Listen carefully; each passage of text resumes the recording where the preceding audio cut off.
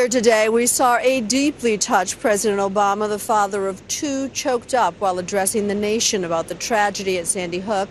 ABC's Jake Tapper has been following the president throughout the day, and he brings us the latest.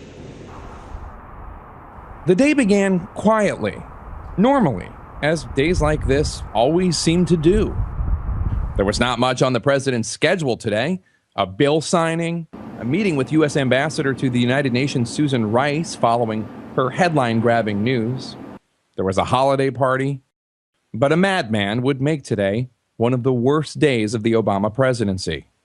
The president participated in that bill signing around 12:30, but by the time the press secretary came out for the daily briefing a few minutes later, the news, that horrifying news about the reality of the shooting, clearly was known. At approximately 10:30 this morning, though the press secretary was reluctant to share any information until it was definitive. You seem shaken. A lot of us here feel shaken. I can just tell you that as a father, incidents like these weigh heavily on him. Shortly after 2 p.m. Eastern, flags were lowered to half staff at the White House and at government buildings and military installations and vessels throughout the world. The majority of those who died today were children. Beautiful little kids between the ages of 5 and 10 years old. Shortly after 3 p.m., President Obama reacted, not as a president, but as a parent. I know there's not a parent in America who doesn't feel the same overwhelming grief that I do. It was an emotional side of the president, rarely seen in public. He repeatedly wiped away tears and paused to compose himself.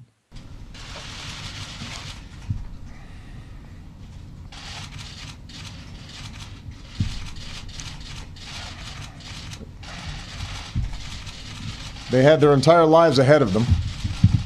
Birthdays, graduations, weddings, kids of their own. Today, the president suggested he might take some action. We're going to have to come together and take meaningful action to prevent more tragedies like this, regardless of the politics. It was unclear what meaningful action the president intended, whether gun control or something to do with the mentally ill or something else. The only action we knew for sure he would take was this one. This evening, Michelle and I will do what I know every parent in America will do, which is hug our children a little tighter, and we'll tell them that we love them, and we'll remind each other how deeply we love one another. The president later today visited with his family and then appeared at a holiday reception. "We had a tough day today," he told the crowd. We did.